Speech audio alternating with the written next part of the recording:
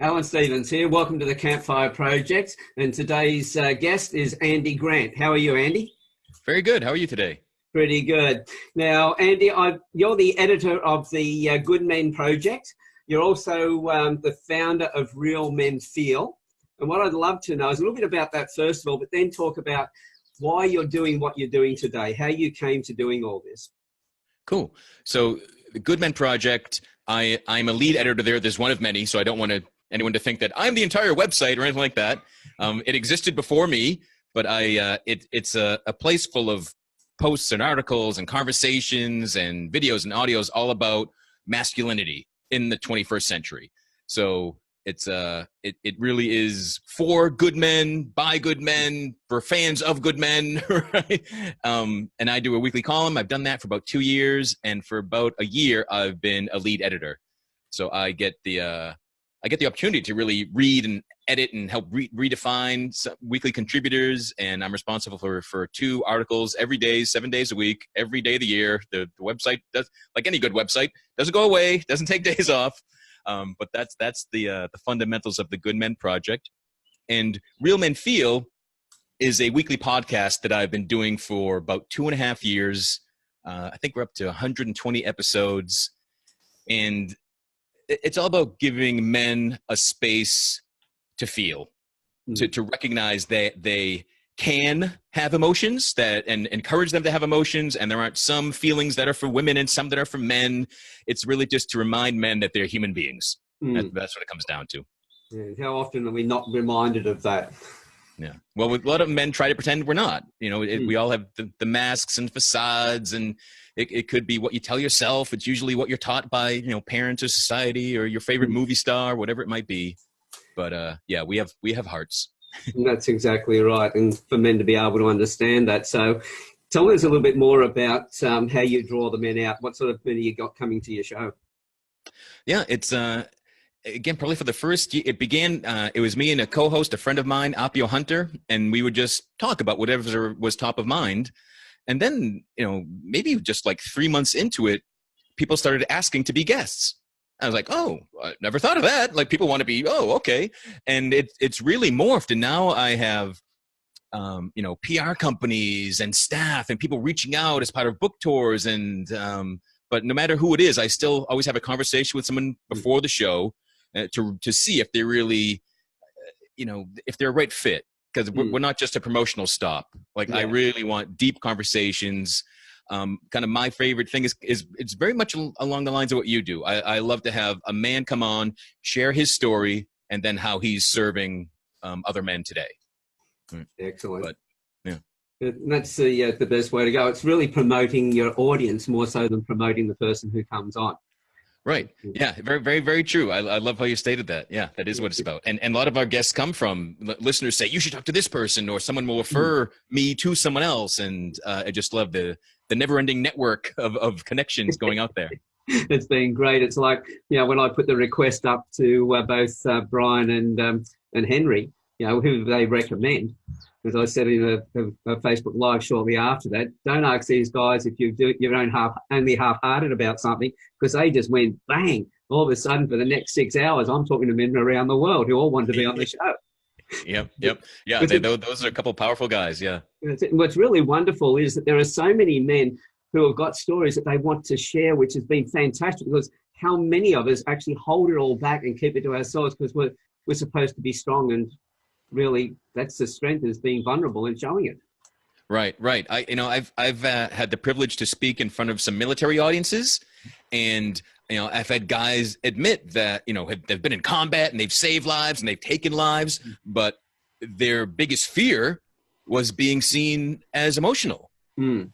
Or I was speaking about my past history with depression and suicide attempts, and I'm on stage and I've got tears coming down my eyes, and they would tell me that, wow, you're one of the bravest men I've ever seen. I'm like, what? You think we got that reversed? And like really, that's what you think that's brave, you think that's like scary and something you couldn't do? And they're like, yeah. And that blew my mind. If you think about it, the people who don't say anything, who don't have a problem with it, they'd be psychopaths. And we don't want to be seen as a psychopath. So get ready to cry, bring the emotions out, be real. Yeah. And it's, I took a positive psychology program a while ago, and the instructor of that, Tal Ben Shahir, said that, there are only two people who don't feel emotions, the dead and psychopaths. Yeah. And, if you're here, well, you're not dead, and hopefully you're not a psychopath. So, be willing to feel. Yeah, so show it if you've got, if you're feeling emotions, so that everyone knows that you're not a psychopath. I think that's a pretty good tip. Yeah.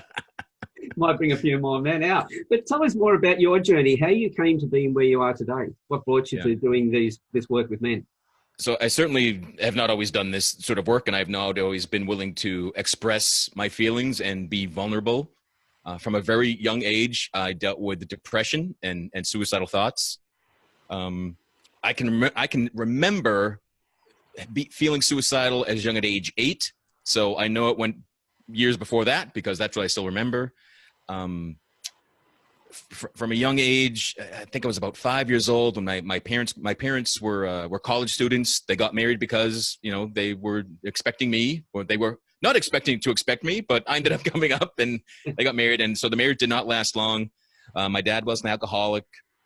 At the time they got divorced and my dad left the house, I started to get molested by a neighbor who kind of saw the opportunity that, my house is falling apart, and he was a friend of my dad. So he's someone that I thought I could trust. I kept it all to myself because I was afraid if I gave my mom any reason, if I was a bad boy, I'd be the next man kicked out of the house. So I really grew up not trusting anyone, really, but I believed that the world was not a safe place, that I was not safe, that I was not okay. And the longer I sat on that, just the more doubts and insecurities and the more emotional I got. And, I would just have outbursts of tears and not know what the cause was. There was just so much kind of internalized trauma in my life. And, I was, my dad would often say that high school were the best years of his life. And only as an adult that I realized, well, he was about 20 years old saying that. So he didn't have much beyond high school to experience. But I thought from again, like age 12 or 13, I decided, well, life isn't great. And I'm not enjoying school. I'm not enjoying being me. So if high school is the best, why go beyond that? So I decided I would not live past 18. And there were multiple attempts on my own life before then. I tried not to even make it to 18. But that was my biggest trauma, the biggest thing I kept facing. And when things got difficult for me, I would try to check out. I would try to get myself out of the picture. I didn't have any other way to cope.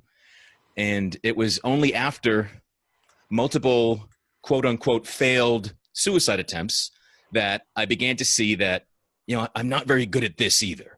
So if I'm not very good at life, I'm not good at ending my life, there must be some other way to live. There must be a better way to navigate my existence than I've been doing so far.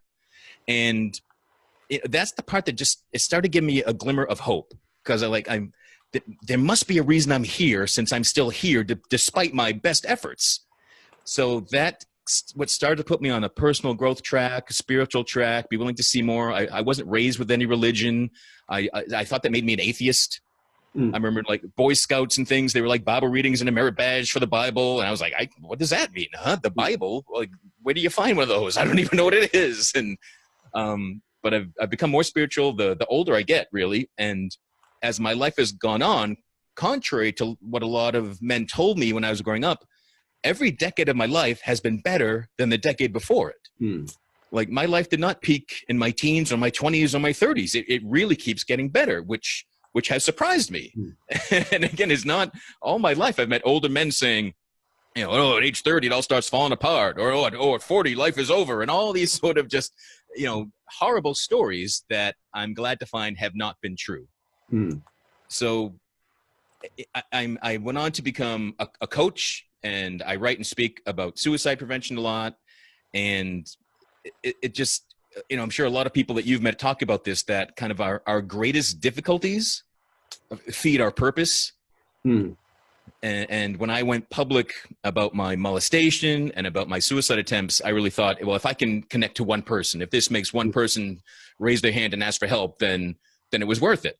Yeah. And I've been blessed enough to just, that one person happened within a week of my first public video. Someone reached out and said that to me. So, it's, I'm glad that it happens, but I'm also sad that it happens. When I hear from someone else in so much pain that they saw something, they heard me say something, whatever it is, that helped them stick around for at least a little bit longer. Because that's what it's all about. I thought I was broken. I thought I was flawed. I was hopeless. I did not meet anybody when I was young. There was nobody presented to me as, here's someone who was suicidal, but now really likes life. Like, I didn't know. I was told, well, there's something wrong with you. Your brain is messed up. You have bad chemicals. There's a weird thing happening. We're going to give you these medications and you'll be on them forever. And that did not feel right to me. And I just, it took me a long time to get there, but there was another way. And for me, other ways just felt a whole lot better. It certainly changes things when you're able to change the way you're looking at things. But medication is something that was, it's like kids at school. Let's get them to fit the system.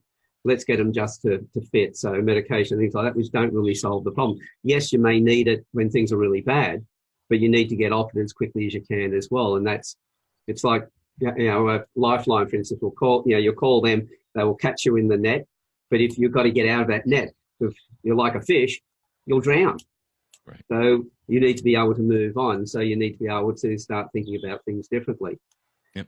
Yeah.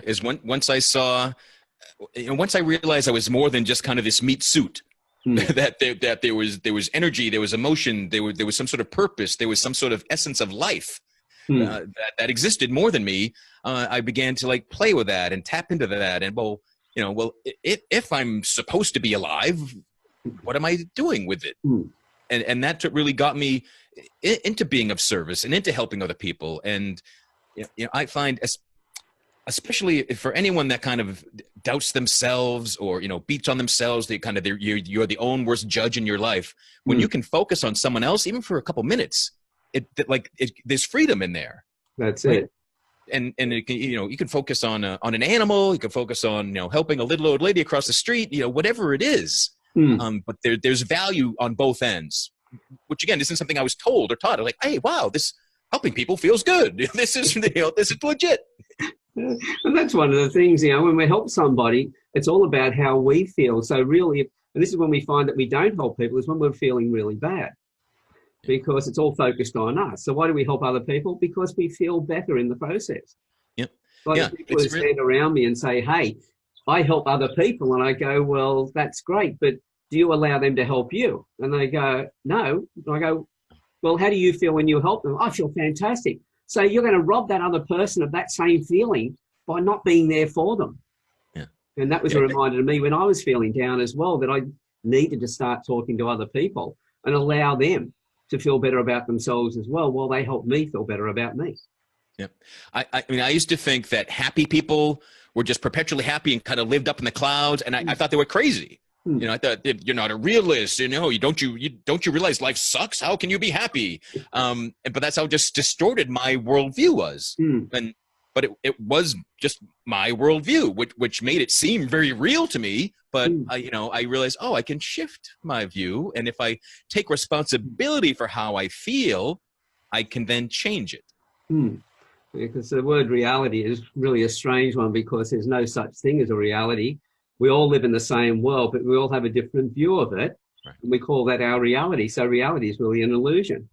Yeah. So the idea pick the best illusion you can find. And that's it, right. It's so much more our choice than I ever was told, and especially, politicians and people in power in charge will, be a realist, meaning don't do what we don't want you to do. You got to focus on reality, and that just means stay in the narrow lane that you're already in. That's what people want you to see as reality. That's it. So being able to get outside of that and realizing, well, there's all these possibilities, and choosing the one that best fits you. Yeah. Which is really great. We're able to spend time with other men who are not just anchoring themselves in what they've been through, and just that's where they talk about it. And because, as they say, misery enjoys company, and so does happiness. So the idea is to find the company that you really want to be yourself. Yep. Yeah. Whatever you focus on expands, and whatever you give attention to will grow in your life, and you'll see more of it. So Yeah, I mean, pick the good stuff Mm. because we're all worthy of it. That's it. And again, that's something I did not always believe that. Mm. And this is one of the things. Well, I was 8 when I tried to commit suicide. I'd been bullied all the time. Thought I was going, life was sucked, and that's the way I grew up, with a lot of anger and depression. And I realised as I got older and older, with people having, were happy and all the rest of it, and I started hanging around those sort of people, and my attitude changed. Yeah. So it's, choose the right company is really important. Mm-hmm. Yep. Yeah. One of the most powerful things I've done as an adult was get involved with the Mankind Project. Mm. And that they have a big weekend event. And I had gone to lots of other personal growth events, but it was always like I was in the male minority, right? But this was an event that was just all men. And it wasn't until then that I realized how much fear I still had of men, and I didn't feel safe. But going through this a really time of vulnerability and sharing and different exercises and practices, I came out of that with a tighter bond and trust in my fellow man than I ever had before. So it's really, I was marveled, like, wow, of all the growth and change I think I've done, and I already was doing Real Men Feel, but then I could just take it a whole up just so many more notches by really having physical experiences with other men too. Yeah, because it changes the way you look at things into the future. It doesn't change your past, but you can learn from the past, or you can let it control you all the way through. So it's a matter of the choice that you actually take. Yeah. So, yeah. I always think, being selfish gets a bad rap, but when good people are selfish, they feel good, and that service kind of flows out. Like you were saying, don't deprive someone else of knowing how good you felt by helping them.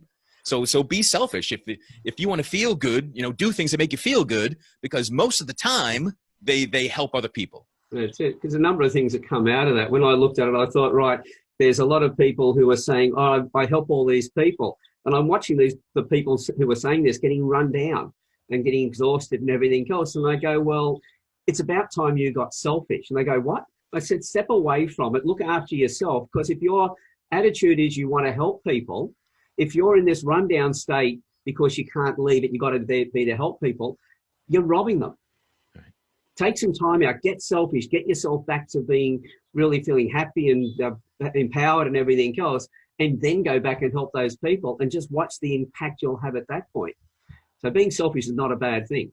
Right. Yeah. And the best metaphor for this, it's heard it said by many people many times, is, when you're on an airline flight and something goes wrong, the oxygen mask drop, they always tell you, put on your mask first. Right? Yeah. Like, be selfish. Take care of yourself before you try to help anybody else around you.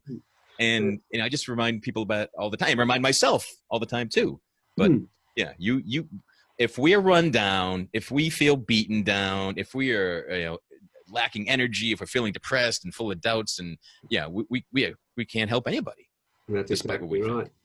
So with the men you've been working with, so you've got, as you said, you've got the magazine that you're editing for the website. You've got Real Men Feel. And what else are you doing? Is there more than that, or just those two areas that you're focusing much on? Yeah, so those are the big things that are kind of out to anyone in the public. And, Real Men Feel is on every podcast platform that I've heard of and beyond. So if you just plug that into anything, you can hear a lot of those episodes. But I do a lot of one-on-one work with clients as a coach. I do Akashic Records readings as well, which the Akashic Records it's a Sanskrit word, and it means primary substance. So it's really it's similar to like the quantum field in physics. It's the energy before it takes form, and every religion refers to it. It's called the Book of God, the Book of Life. But the Akashic Records are the recording of everything you have ever done, every thought, every action, everything. And by accessing your records and asking questions, you can get healing for getting clarity of, why did I do the same things over and over? Oh, it was because of this. And your records are always being written. They're very much alive. So it's not like it's not a fortune telling exercise, but accessing your records, you can go forward and make choices with more confidence, because with all the knowledge that's behind you, it helps guide you to a clearer path going forward. But it's not as if, by November 15th, 2020, you're supposed to do X, Y, and Z. It's not like that, right? But it's just, again, it helps healing and purpose. And people have even had physical healings in the records. But for me, from my perspective, the Akasha, the records, just it feels like just tapping into this infinite love and support. And you can allow this to flow into you and have questions and guidance and things. And it's my favorite thing to do, just because I can be selfish. I just get this huge influx of this love, no matter what the client might be asking about. Like, it's just such this tremendously powerful, good feeling that fills me up. Tell us a little bit more about how you work with it with somebody. So I'm an energy coach, meaning I tune into someone, and whatever they're going on, it comes like very visual representations in my mind. And so they say someone wants to launch a new business, and they keep hitting roadblocks, and usually their blocks will show up in some sort of representation. And I just ask questions of the energy, keep going deeper and deeper until I find the root cause. And then I guide the client through some meditative practices and visualization to really dissolve that root block, which often comes from childhood, which comes from ancestral lineage. A lot of times we're not just in our DNA. It's not just genes about how tall we're going to be and our hair color and things like that. There's really some success archetypes are in there, and some failure archetypes, and fears can be passed on. So it's getting down to the root cause for everything we experience. The root cause is an energy, right? Our thoughts and our actions all come kind of after that. And any disease symptom that shows up in our life, again, the root cause is in the energy in your body and in your surroundings. So we drill down into that and clear and move aside the energy that's disrupting you or blocking you. Yeah, because we know that when you mentioned DNA, that our brain is not our only memory point. It's every cell in the body has a memory. Right. And nobody can deny that, because if the doctors are out there telling us about, well, if to a woman, if your mother had breast cancer, there's more chance of you having breast cancer, etc., because it's passed down the genes. Well, it's every memory that we have is stored in the cells. So a lot of the stuff that we get this feeling, oh, something happened in the previous life. Well, that could be our parents' life, because everything that's in their genes up to the point that we were concealed, every memory they had was in the genes that were passed down to us. Right. And this is one of the reasons why two siblings can be similar, look similar in some ways, but different in others, but completely different personalities. Yeah, we're all living in hand-me-downs, and we don't always realize it, but they can always be cleaned up, and we can send ourselves to the dry cleaners. So there's a number of different methods that you can use, but it sounds like you have a lot of fun with the one that you're using.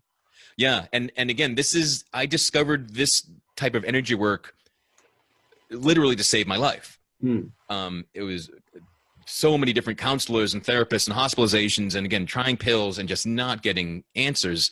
That I came across energy work, and it was an experience on the internet with 1,000 other people, and I was like guided through this process, and I felt my own life force for the first time, and I swore energy was shooting out of my hands like Iron Man or something. I was like, what is this? Like, what? I don't understand this.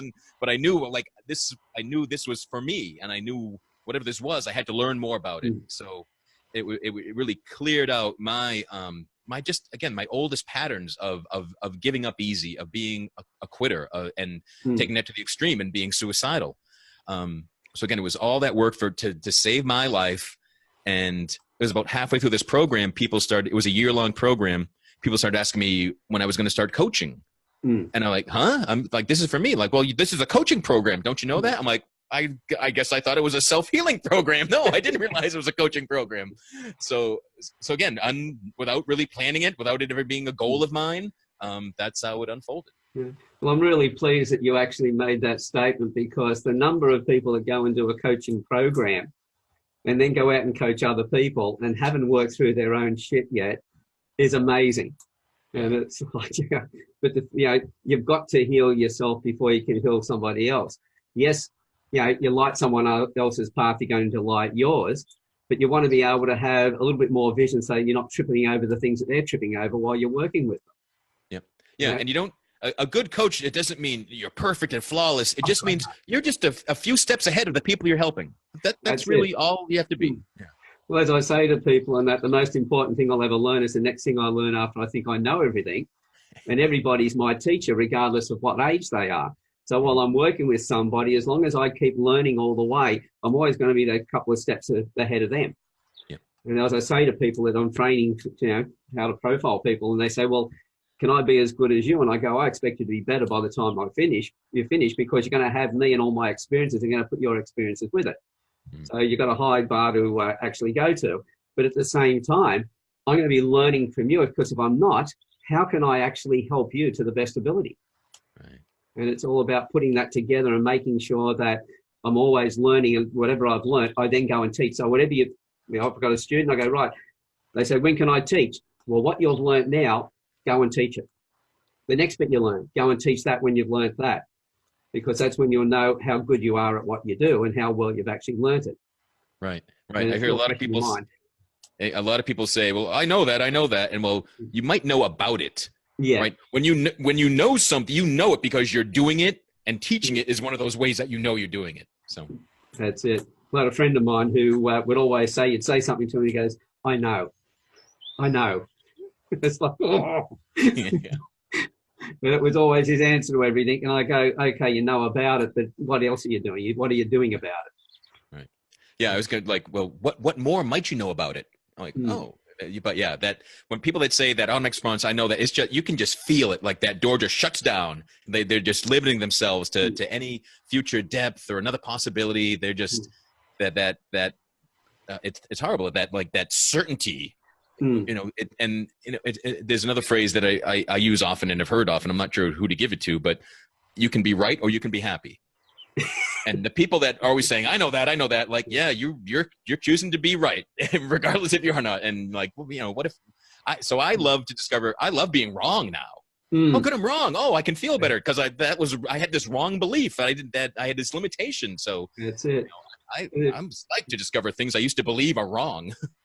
Well, if your life is not where you want it to be, then there's got to be a lot of things that are wrong. So what I want to do is be told where I'm wrong so I can change that. Right. Otherwise, how's life ever going to change? Yeah. So yeah. If you're meeting someone, if someone's telling you, I know that, well, then your life must be exactly like you want it, Chris. And if they don't give you a yes to that, then maybe it's not the way I want it. Well, probably about time you stop making that statement and going, okay, how can I improve it? Yeah. Cool. So with what do you call it? With the editing, what sort of articles are you looking for? What sort of people write for you? Oh boy, it's so wide ranging. We have politics, we have politics, we have politics, we have entertainment, art, we have poetry. It's really that any man willing to express himself, odds are it will fit for us, right? Because our audience is encouraging other men to express. So any expression of your own is going to fit. What I love seeing are, spiritual awarenesses and men waking up and recognizing, the beauty in their challenge, struggles with lessons. But I've had people that have been, professional artists for a long time. And I have writers that I saw a post on Facebook, a paragraph, like, I really like, could you expand on that and submit that? And I've coaxed people into being writers who didn't know they were. And there's some of my favorites too. And it's not polished, but it's from the heart. And it's just so authentic. So that's really what I look for. If you have something you authentically want to share with the world, you think it might benefit anyone, or even if you just know it'll benefit you in writing it, submit.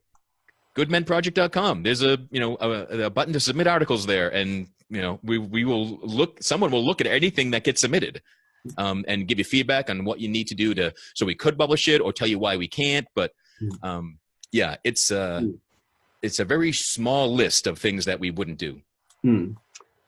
It's I'd say probably more where men are still holding themselves with what they write. They're holding themselves in that locked place.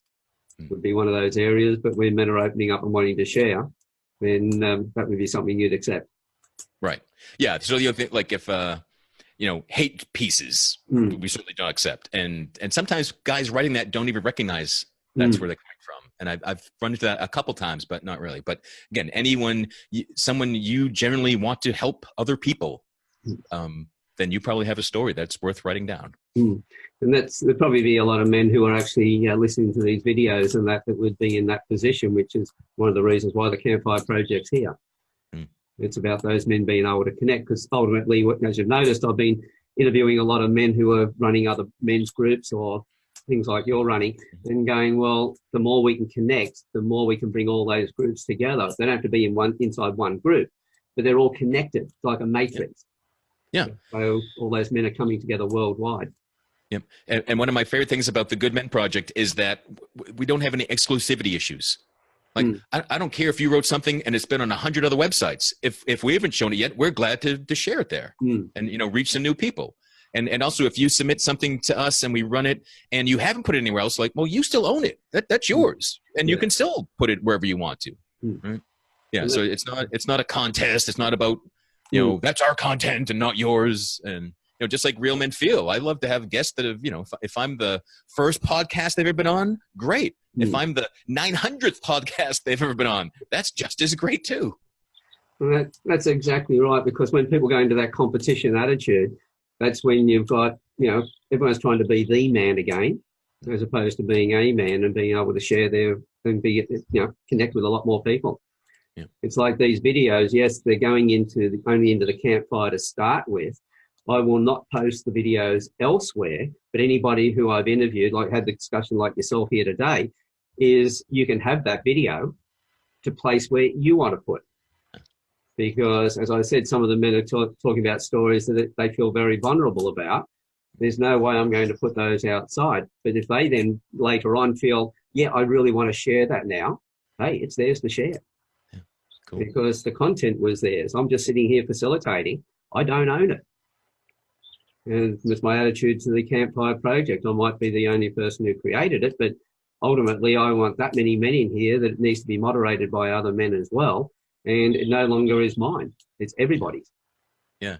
And there's something, I really feel it from you right now. There's, and again, I didn't get this till I experienced it, but there's like a sacredness when you're holding this space, when you can set a container where people can come and share whatever they want to share. And sometimes they surprise themselves with what they share. And that's what I love, that you're just like, no, this isn't mine. You brought this to the campfire. So if you're comfortable spreading it around, go for it. That's it, because there's going to be other men who are in a similar position. Either they're at that point where they'd like to be able to express it, they haven't had the courage to do it. By seeing your vulnerability and the courage in that, gives them that moment to be able to do that themselves. Yeah. It's also then others that are right in the depths of where that person was. Now they can see a light at the end of the tunnel. And in this case, it's not a train coming at them. It's an actual light that they can move towards. Right. Yeah. I've probably 2 years ago, I was very depressed and suicidal, and it felt something different about it. Like I was suicidal, but I knew I wasn't going to do anything. But I was like, why are these thoughts? Why is this still my default pattern? And I decided, like, what if I can do something? So I did a video while sobbing about how shitty I felt. And I never watched it, but I posted it. And it got such feedback back. It just connected, and just my willingness to do that and put it out there. I don't know if there was I have no idea, because I didn't watch it, but I like, all right, I'm willing to just throw this out there, and just heard from so many people saying just thanks for I know I'm not the only one that feels that bad, or thanks for that I can still, you made it through that. That's amazing. Thank you. So it doesn't always have to be some beautifully articulated message and a well-crafted speech that we show up and deliver. It's just being you and letting people see you be you is an inspiration to them to let the guard down and be them. It's like when I was in classes, for instance, I used to say, ask questions and that, because you can guarantee if anybody laughs at you, they're really laughing in relief because they wanted to ask the question but didn't have the courage to do it. Right. So it's the same thing here, that you will find there are so many other people, so many other men who feel a similar way, who would like to express themselves and don't know how to do it. And then you light the path by actually doing it. And so it's, the whole thing is why it's our responsibility to create a place where men can then come along, be vulnerable, and give themselves permission to be vulnerable. Mm. It's not up to anybody else to give them permission. It's our responsibility, though, to make that space safe for them to do that. Yeah, yeah, and remind guys, that notion of permission is up to each of us. Mm. And like I used to hate that word responsibility. Like, I didn't know, but once you discover with true responsibility, there's freedom. That's it. Because when I'm responsible, well, then I can do something about it. Mm. But if I want to deny my responsibility and say, oh, they did it, there's not much I can do. That's it. And I've looked at a lot of words and I thought, well, if we actually just, for a moment on each of them, looked at 180 degrees around, like the word consequence used to be that, well, we heard it from our mothers. If you do that, the consequence is you've got to slap when your dad gets home. So consequence was a dirty word. Bad thing, yeah. The consequence just means if you do one thing, you'll get this result. If you do a different thing, you'll get a different result again. Mm-hmm. So it doesn't have a polarity. It's like manipulate. That was always a dirty word as well. But what do we do with our kids? Don't go running on the road, you get hit by a car. We're manipulating them, but to save their lives or to do, to look after them. So taking words and then looking at them slightly differently with a different polarity, it gives it a different view of the world. Yeah. Yeah, no, it definitely does. And it's fun. Like I've never heard of someone give a positive spin on manipulate. So really it's just, it's a style of teaching. Yeah. Well, people say to me, isn't reading faces and that and then working with people in that way manipulation? I go, yeah, but it's intent behind it. But I think it's great because what my focus is to help people to actually find solutions to their problems.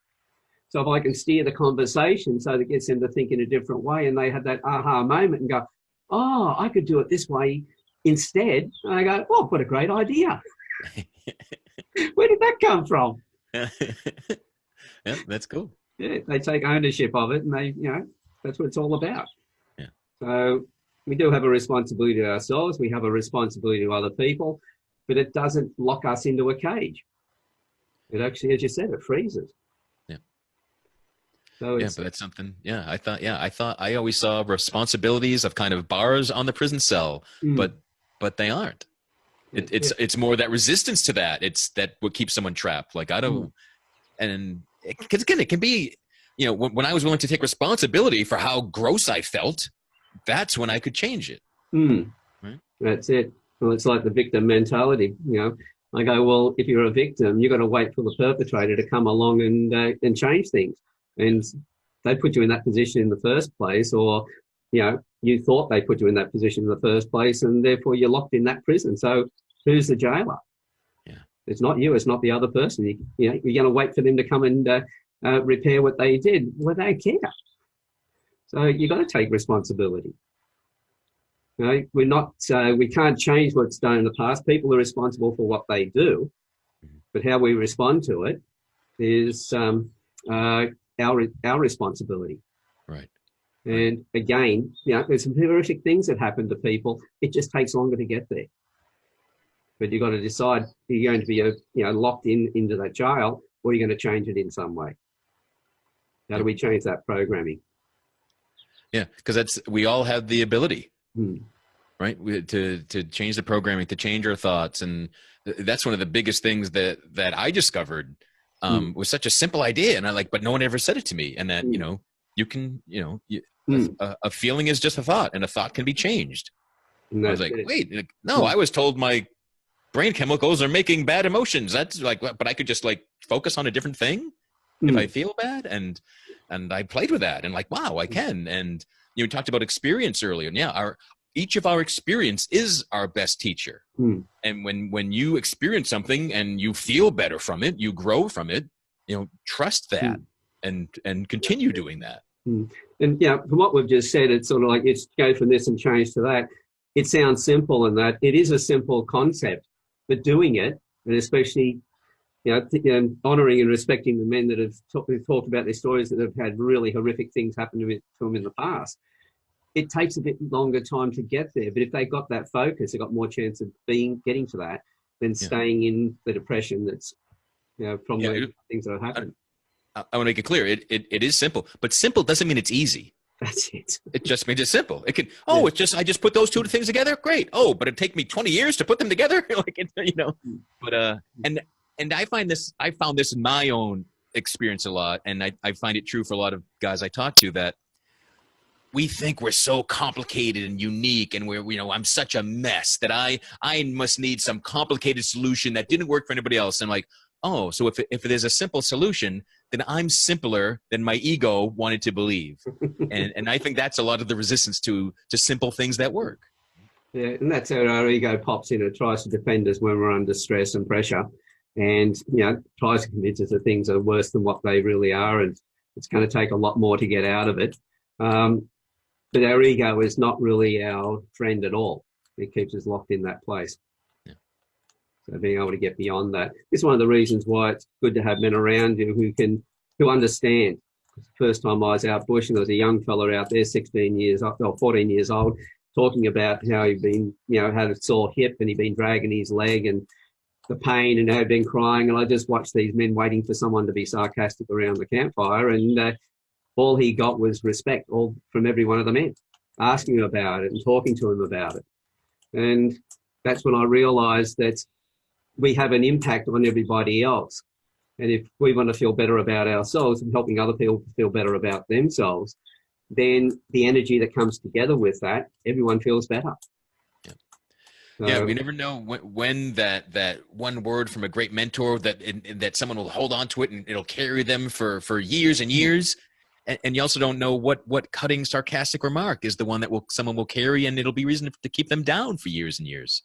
And that's it. And that's one of the things, you hear that story about the young boy who helped another kid who dropped his bags and or his books and everything, spoke to him, talked to him, spent a bit of time with him, and then later on found out that he'd been on his way home to commit suicide, but because of an interaction, changed his whole mind.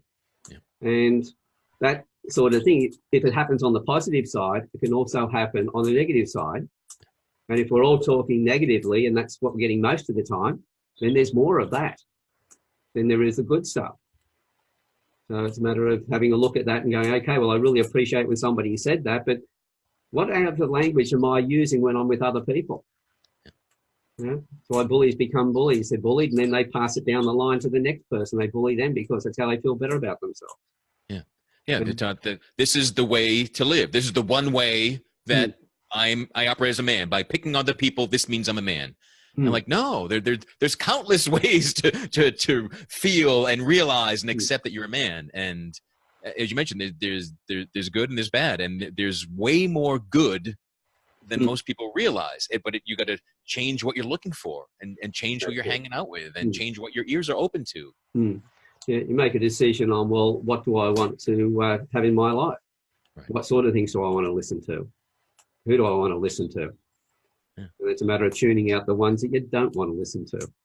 Yeah, it goes right back to responsibility. Yeah, I always ask, if somebody's upsetting me, or what they're doing is causing me to get upset, then I look at it and go, well, why are they doing that in the first place? What is their life about?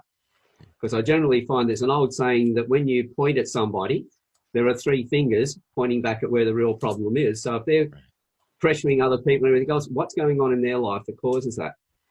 And when you start looking there, it takes you away from that you're now becoming the third person as opposed to the person that they're pointing the finger at. And so you can change the energies just by going, why are they doing what they're doing? What's happening in their life? Nice. You step away from that emotional side of it. It takes a bit of practice. Yeah. Oh, definitely. Yeah. But yet, again, the concept, what you're doing is simple, but I found that the longer, the more practice it took, it didn't mean it didn't work. It just means I was so used to the old way that it just takes more conscious effort to get used to a new way. That's it. Because we are emotional beings, and that's the way we're going to respond to things.